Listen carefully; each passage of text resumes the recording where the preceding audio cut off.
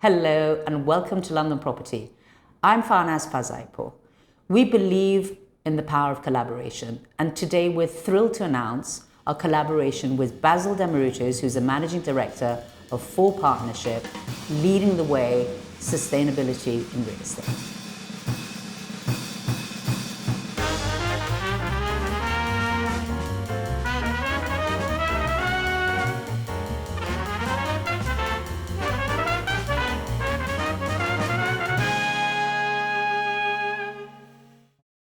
Basil, welcome to the show. For those in the commercial real estate market, you need no introduction.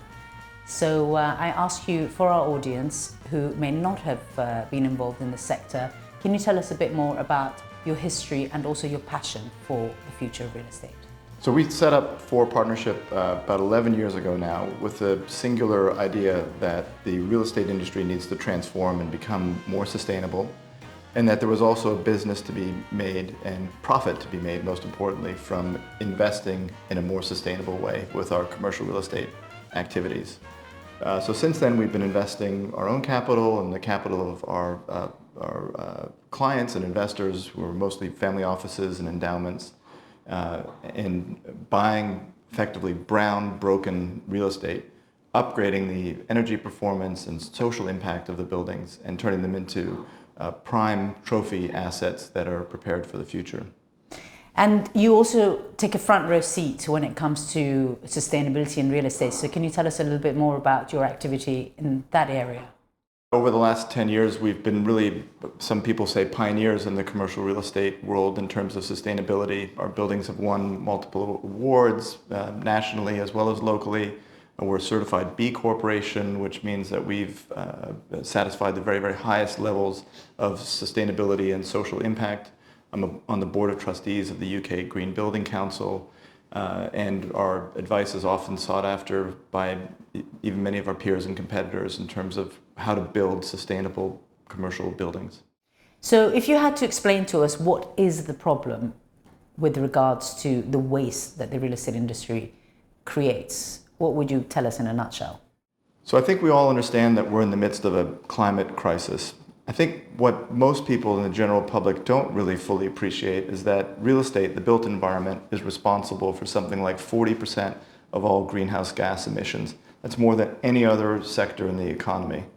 In terms of real estate specifically, again, in terms of the materials that we mine and harvest out of the earth every year, something like 50% of everything we dig out of the earth goes into the built environment. When you think of that in terms of per capita, something like 40 kilograms of newly mined materials for every person on the planet every single day goes into our built environment.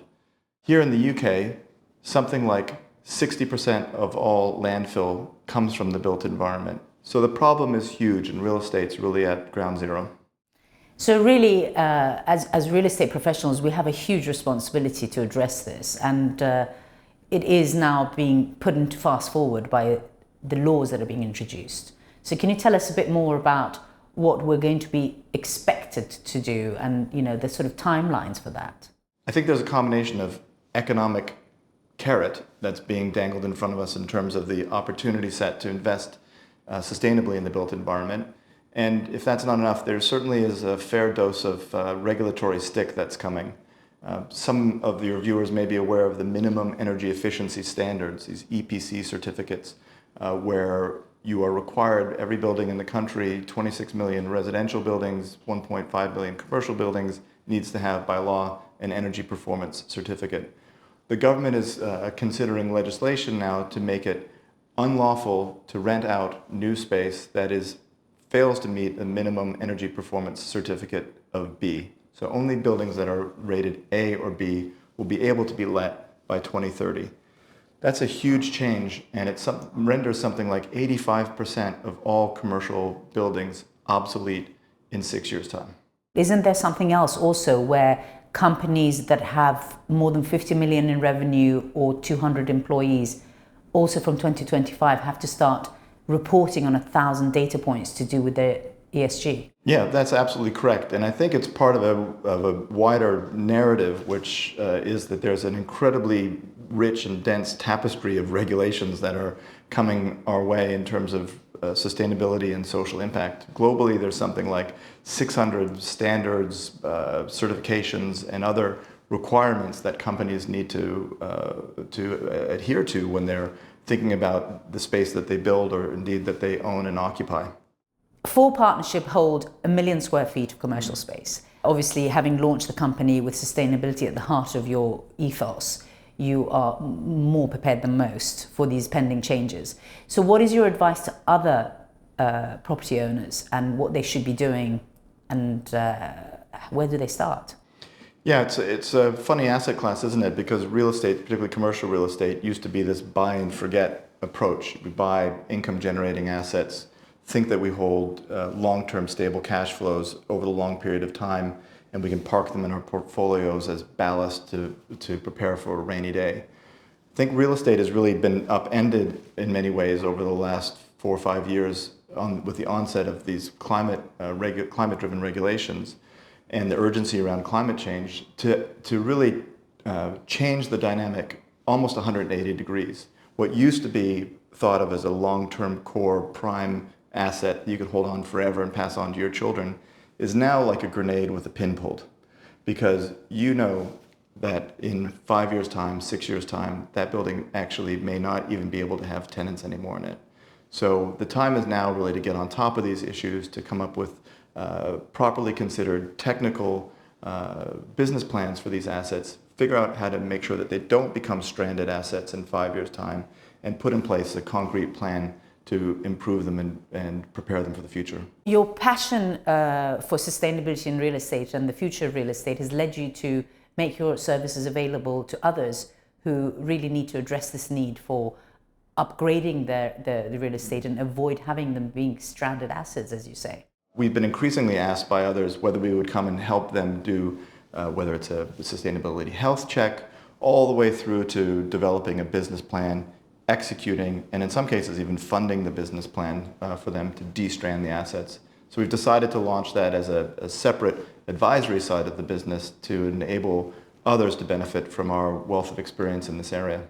And that's why we're here today. So we're talking about the service that we're very pleased to help you promote amongst our community. So let's talk about what does that entail? So somebody calls you up and says, Basil, please come and help. Look, there's a wealth of very competent technical people out there who will give you as a landlord lots of great insights and information about how your building's operated, how much energy it's being used, the ways that you might be able to change the light bulbs, the building fabric. At the end of the day, these people don't sit on your side of the table, they sit on the opposite side of the table. So we're here to sit on your side of the table, how to make an informed decision with this myriad of very technical, often conflicting information that you might be getting from people who are just there to sell you a research report or a bit of technical insights. So that's what we do. We figure out the right people, we bring our teams, our consultants that we have developed relationships with over the last decade to come together and bring a very focused, very targeted, and most importantly, a very cost-effective way to ensure that your buildings don't become one of those stranded assets.